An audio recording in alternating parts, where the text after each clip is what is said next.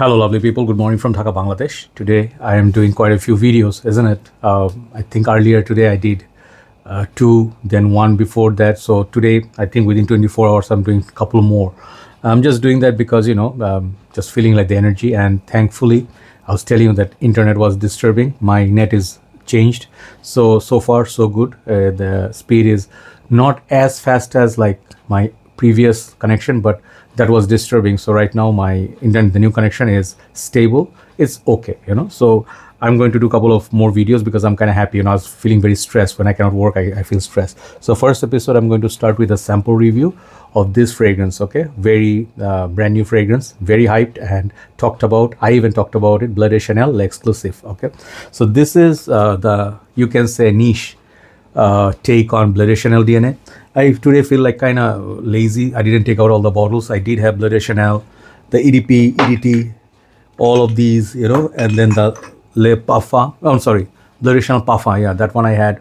So all these are supremely expensive, and on top of that, this perfume here, right here, it's broken the record of all the expensiveness. Okay, so this particular one I got a sample for a reason. I'll tell you the story, where I got it from, what I got out of it. Is it something you should get, look forward to, stuff like that. I'll tell you, my wearing experience. So time check is pretty much 4:14 a.m. here. Everything is peaceful and quiet. I love this time. I woke up pretty late.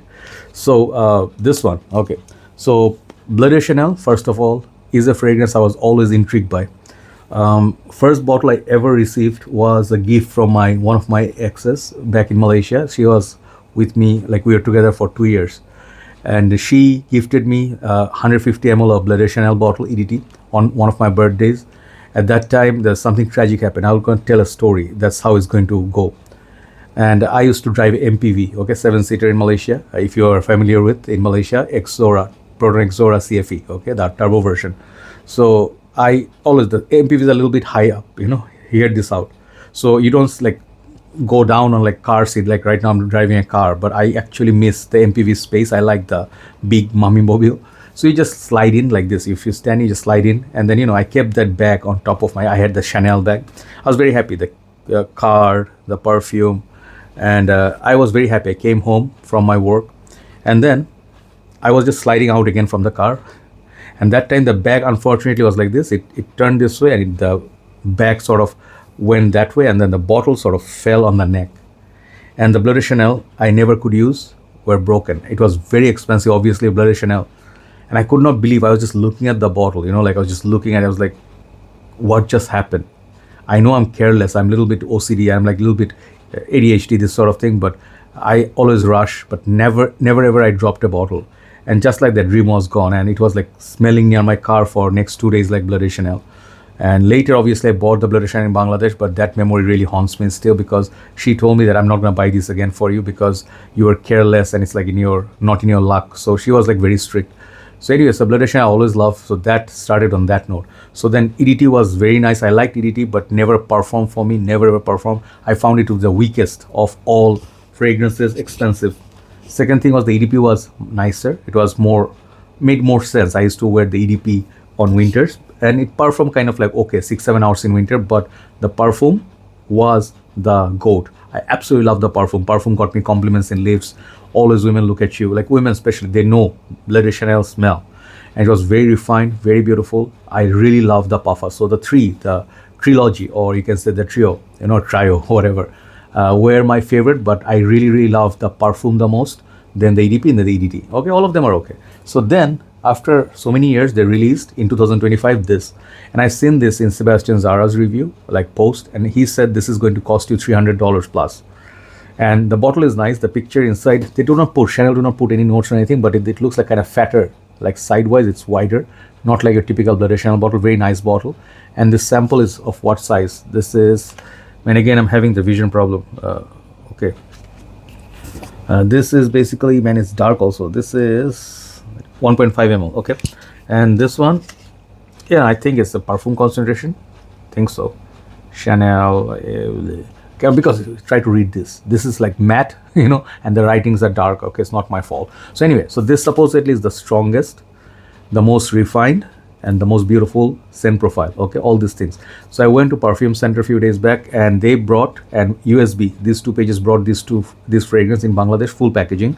It cost $350, and like Bleu de Chanel Perfume, the one before this, costs now 250 to 260. So it's $100 more than the Perfume. So is it that good? So that is why I wanted to try it. But I wanted actually really a spraying that I could get like a sample I could purchase.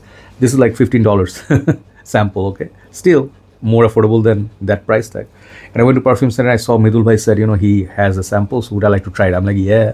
And I said, is it up for sale? He's like, yeah, but one should be kept in the shop, other one is sold. He was very generous. He sold it to me, and I'm very thankful. So I bought the Guerlain Heritage, and then got this. This is the story, big story. Now coming to this, okay.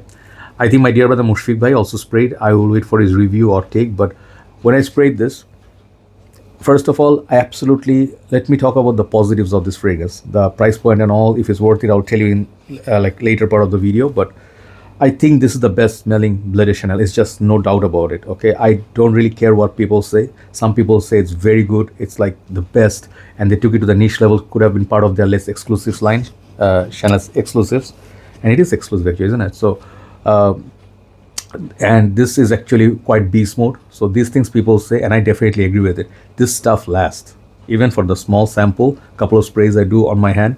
Like look at the oil. I sprayed like while back. Okay, it's still oily. So this stuff they did pour more oil concentration, and definitely lasts more than all three combined previous ones.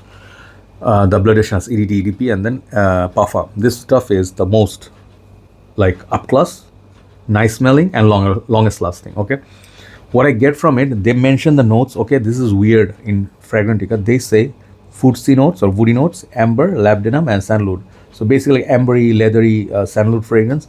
I can see those notes are there, but they did not include notes like lots and lots of citruses. Man, this is a citrus grapefruit heaven, which is the signature of Bleu de Chanel. Okay, and I think Bleu de Chanel's the signature grapefruit, a lot of companies tried. I definitely suggest to you sometimes some of the Armaf ones, some of the other ones, but they never could capture that. Like this is, I think, Jacques Paul or Olivier Paul. Who did this? Forgot, man. I forgot. Like one of the perfumers did. He's a master perfumer. So son of Jacques Paul, I think. Olivier Paul, I think, yeah. So basically, whatever. So this perfume, the grapefruit is the top-notch grapefruit. They amped up the grapefruit like so beautiful. When you smell it first thing, you fall in love with it immediately. It's like a lemon candy, or it's like you actually entered a very luxurious boutique. Yeah, Chanel, and the quality is there. So it's the highest class. Even some of the niche perfumes don't have this kind of quality. Okay, so it's a sparkling champagne. Like I always think of champagne, golden champagne and stuff, which is fruity. This gives me that posh New Year party vibe. Okay, opening is top class, and definitely there's kind of things like jasmine, smoothing things up, as well as some lemon. I don't know, whatever lemonade sort of feel. Think of Chanel's Allure Sport cologne. Okay, they put some of that in there as well. So it's a very beautiful opening. It definitely, the citruses are not mentioned here. Okay, so those are the early parts which is missing in Fragrantica. You get those blast of citruses, and I get kind of like an apple accord, which I also got from Aventus. Okay, and this is not I'm not saying obviously God forbid, no, this is not an Aventus take, but think of Aventus cologne, that green apple, citruses, fruitiness. This stuff reminds me of that with the Bleu de Chanel opening. So it's very beautiful. It's like a winner for just for that. But the main game of this fragrance is on the dry down. This stuff becomes sandalwoody, leathery, dark, that amber. It is mysterious, it's dark, but it's beautiful, it's elegant, man. In the cold weathers, this is a winter scent.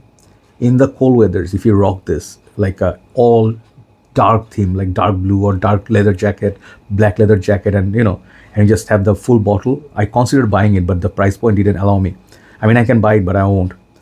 I would rather rock the EDP, okay? But this stuff will create this aura around you, like a sexy man. Think of Johnny Depp when Dior Sauvage came out, his ads. This stuff, I can imagine like someone as cool as that rocking this. Very mysterious guy. I tell you, this one is a 10 for the smell, 10 for performance, man. This is maybe 9 out of 10, not 10. But it performs like a dream that everybody wanted Bleu de Chanel to be. But here comes the wrong turn, okay? The movie, if you know. The price point, the big talking point. Why is it so expensive? What's so special about this bottle that it should cost $350 to $300, $350? People who are rich, they can afford it. They can pay the Creed prices for a Chanel. That's what this is. Okay. Is it that good? Yes, it is that good. Okay. If you talk about Creed's Aventus cologne and this, I would say it's Thai. So yeah, in that way, yeah, it's justified in a way, but it's a Chanel. It's a designer. It's high end, but it's a designer. So I don't know if they could not control the price. Like if this was $250, I would buy it. Yeah, I'm saying that $250 for Chanel, I would still do it.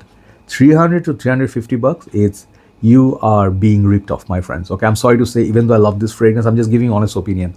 Why I would not purchase this unless I get it for 250 bucks. I would not purchase it because I think it's way overpriced. $100 more overpriced than what it's supposed to be. Okay, if it's supposed to be a niche take on Bleu de Chanel, $250 is the right price. Okay, that is posh already. $350 is just like asking for too much. It's like arrogance. Okay, we are Chanel's. Okay, so I'm sorry if they see it and they get offended. I don't know, but I have nothing against this fragrance except that price point. Performance is good, smells amazing, and it's kind of simple. Okay, it's not super dark or like what Dior Homme Parfum did, like Dior Homme Intense versus Dior Homme Parfum. Dior Homme Parfum was like that extra leather accord, extra animal accord. That fragrance, that's why it's so expensive, $350. So that's why people paying for it. Okay, so Fahrenheit Le Parfum, or you can say, what's the other one? Eau Sauvage Parfum. Those are like the next level. So people pay extra for those. This stuff, not worth more than $250. That's what's stopping me from getting this, and that's why I bought a sample to review it. Okay, it's a grand fragrance, no doubt about it. I give it 10 for the fragrance.